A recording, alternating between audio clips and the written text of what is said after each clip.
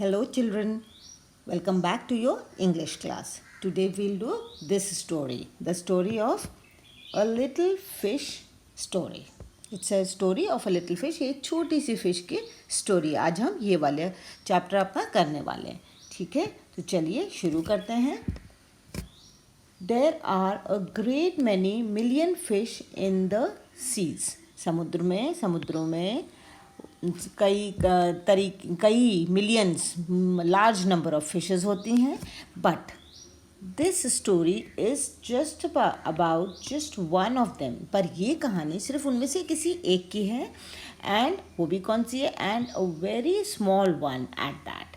मतलब समुद्र में बहुत सारी मिलियंस ऑफ फिशेस होती हैं, लेकिन ये जो हम कहानी पढ़ने वाले हैं ये सिर्फ उनमें से एक की है, और वो भी बहुत छोटी वाली फिश जो थी उसके बारे में अब हम पढ़ने जा रहे हैं. ठीक है. So now this little fish had everything in the sea to make him contented. तो ये जो छोटी सी फिश है इसके पास सब कुछ था जिससे ये कंटेंटेड रहे, मतलब सेटिस्फाइड रहे, मतलब इसके पास किसी चीज़ की कमी नहीं थी. ठीक है. He had everything but still he was not happy. ठीक है. You would laugh when I tell you why he was not. अब जब मैं ये बताऊंगी या इस चैप्टर में जब आप ये पढ़ोगे कि क्यों नहीं खुश थी, तो आपको हंसी आएगी. और क्या रीज़न था? He was unhappy because he was so very small. वो इसलिए दुखी था फिश, क्योंकि वो बहुत बहुत छोटा था, इसलिए. ठीक है. Now it was very hard to be such a little mite of a fish. Little mite of a fish मतलब फिश का भी एक बहुत छोटा सा पार्ट, उतनी बड़ी थी ये, समझो. फिश का भी एक किसी छोटी फिश का छोटा पार्ट, वो साइज था इस फिश का, इसलिए ही वॉज नॉट हैप्पी. तो ये क्या कहता था? He would say over and over again. बार बार यही बात रिपीट करता था. क्या? He would say if I were only larger. काश मैं थोड़ा बड़ा होता, बस मैं बड़ा होता, बस काश मैं बड़ा होता. ऐसे बार यही, कि कोई भी बात होगी, कहीं भी होगा तो बस मैं थोड़ा काश बड़ा होता. That means he how much happier I could B. तो ये कहता था बस मैं थोड़ा बड़ा होता तो मैं कितना खुश होता. ठीक है. And he said it so many times that I think he believed it. ये बात ये इतनी बार कहता था, बार कहता था, तो ये खुद ही इस चीज़ को बिलीव करने लगा था कि हाँ सही में ही वॉज नॉट हैप्पी बिकॉज वो छोटा था. So one day he was swimming along with the rest of his school and thinking. एक बार ये स्विम कर रहा था अपने बाकी सारे स्कूल, मतलब कलेक्शन ऑफ फिश को कहते हैं ना, ग्रुप ऑफ फिश को. तो बहुत सारी फिशेस के साथ जब ये स्विम कर रहा था तो ये सोच रहा था कि no doubt how much more the larger fishes had to be thankful for than he. मतलब ये अपने मन में यही सोचा था, हाँ ये बड़ी फिशेस कितनी इनकी थैंकफुल होंगी ना भगवान को मेरे, मतलब मैं तो नहीं हूँ थैंकफुल, मैं किस बात के लिए हूँ, लेकिन ये बड़ी fishes because they are big, तो ये गॉड को इस बात के लिए ज़रूर थैंकफुल होंगी. ऐसा ये अपने मन में सोच रहा था. व्हेन सडनली, तभी अचानक, with no warning, they found themselves in the meshes of a great net. पर तभी अचानक, बिना किसी प्रीवियस वार्निंग के, उन सारी फिशेस जो ये स्कूल ऑफ फिश स्विम कर रहा था, ये सारी फिशेस दे फाउंड देमसेल्व्स कहाँ पे? In meshes of the great net. एक बड़े से जाल, मछली पकड़ने वाला जाल जो होता है, उसमें बड़े से जाल में खुद को उन्होंने पाया.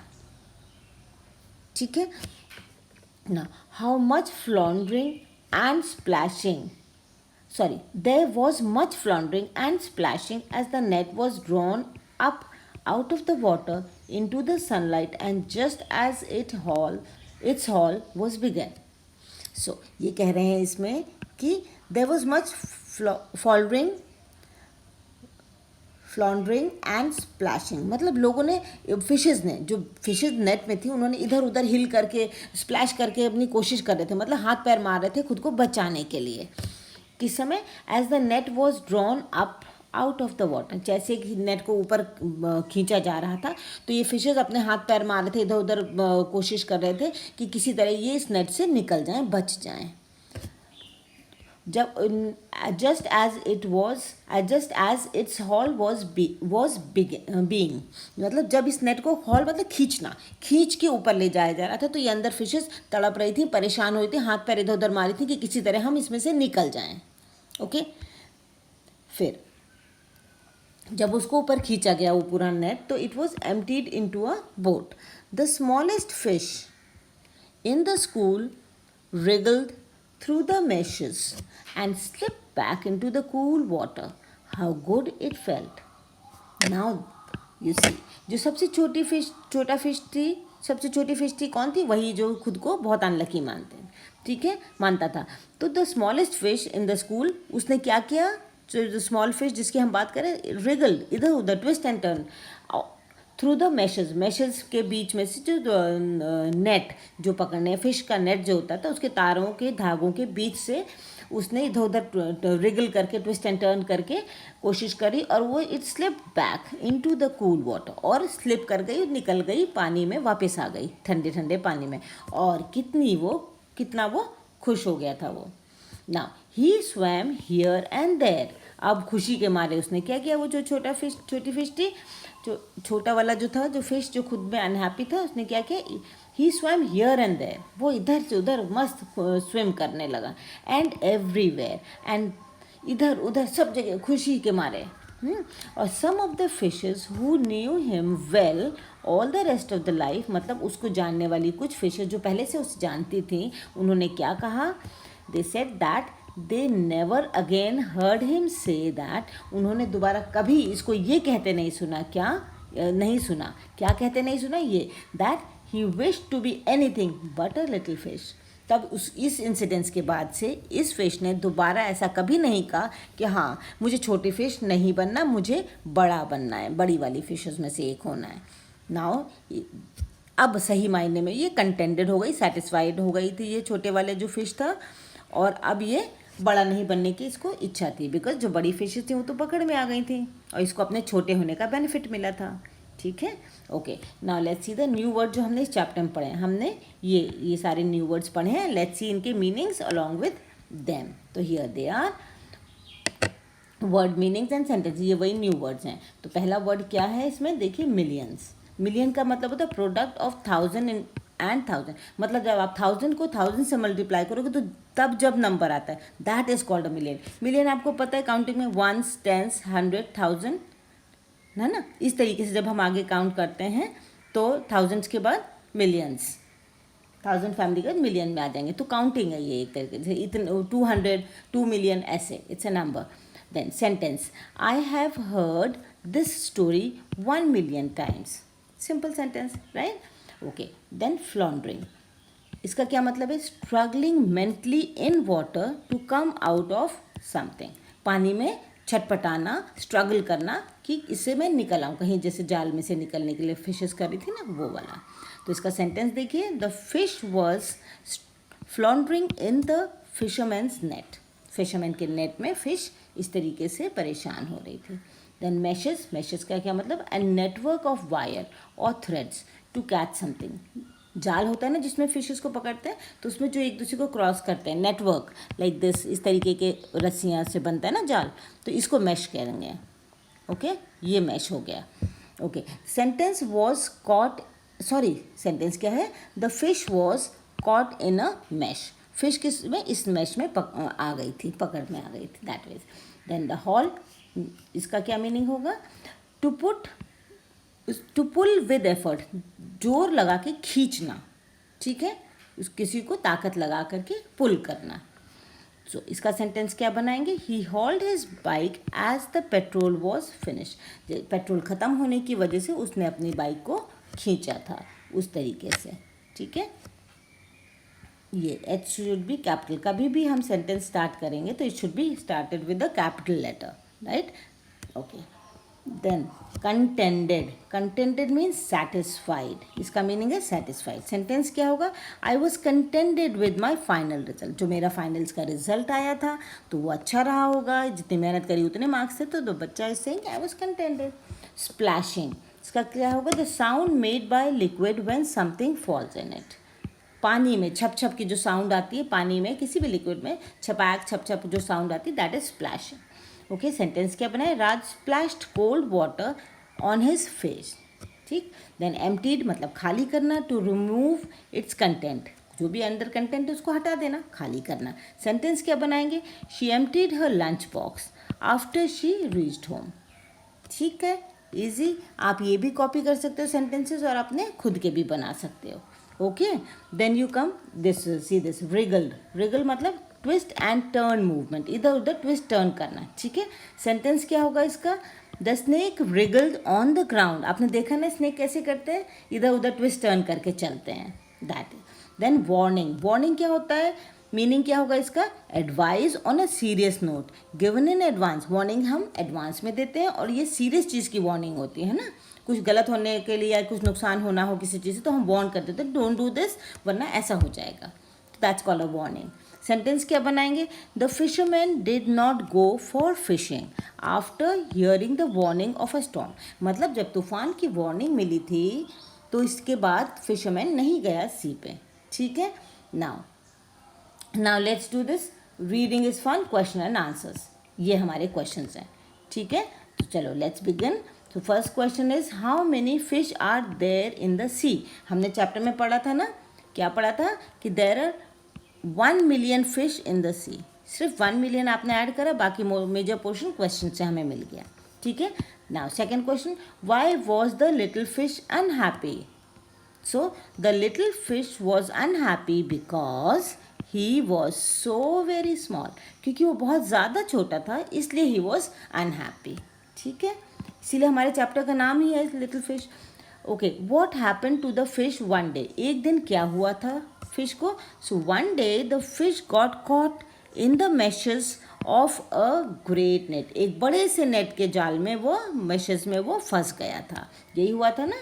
Okay, why was the fish thankful to be a little fish. तो वो फिश जो है थैंकफुल क्यों हुआ था लिटिल फिश होने के लिए। The fish was thankful to be a little fish as he was able to come out of the this should be meshes of the net because of its small size. ये cut कर देंगे, इसकी जगह होगा meshes, MESHES, meshes।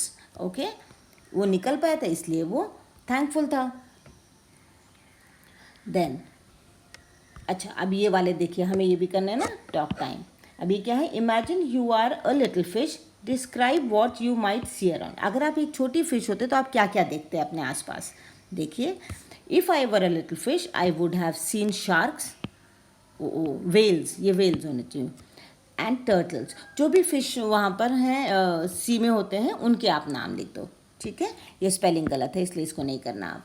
ठीक है, okay, then ये देखो आप, in your class talk about the time you were caught doing something you were not suppose to do.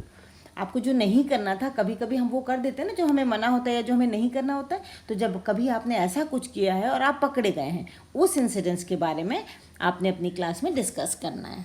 ठीक है, तो मैंने यहाँ लिख दिया, आप इसको पढ़ करके ऐसे भी बोल सकते हो या अपना कोई एक्चुअल इंसिडेंट्स भी डिस्कस कर सकते हैं।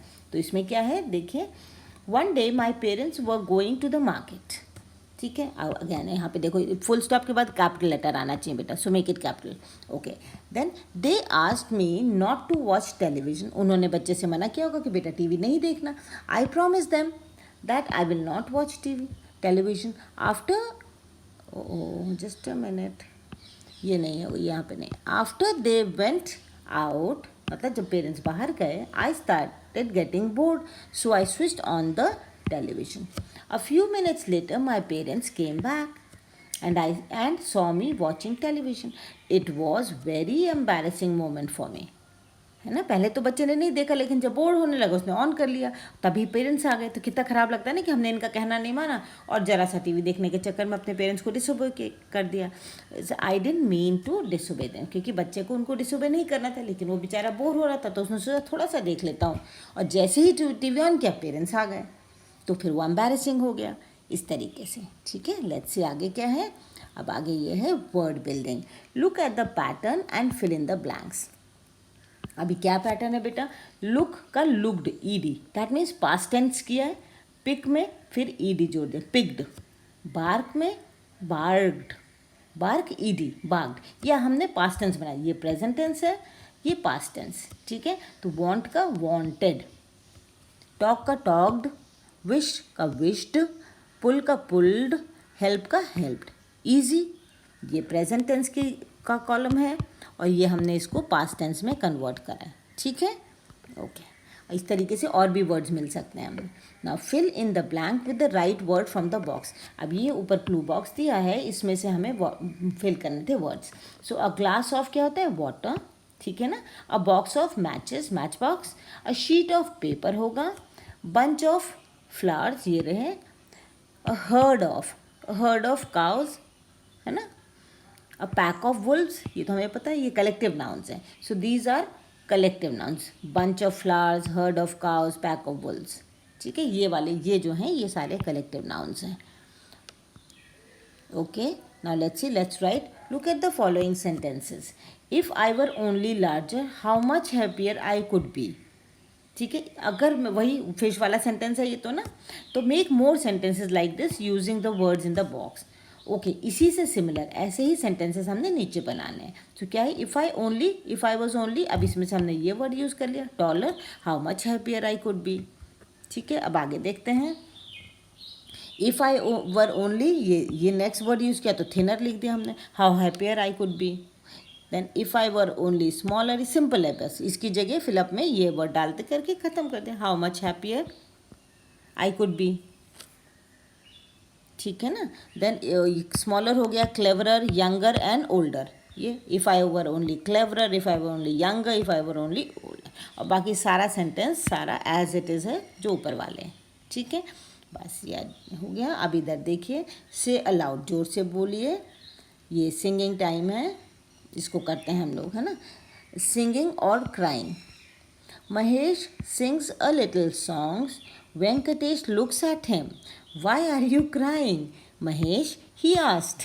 Mahesh says, I am not crying, I am singing an English song. था ना फनी ये वाला। अच्छा, अब इसमें अकॉर्डिंग टू द पोएम हमें इसमें ये वर्ड्स फिल करते हैं, फिलअप में से हमें चूज़ करना होगा। सो क्या है words, choose the right word, okay. So Mahesh sings a little song. अब आप इसमें देखिए, ये था ना लिटिल, तो हमने लिटिल वाला ऑप्शन इसको चूज़ कर लिया, ठीक है। वेंकटेश लुक्स एट हिम, तो वेंकटेश, ये रहा लुक्स, ये ना लुक, यहीं से हमें मिला लुक्स एट हिम।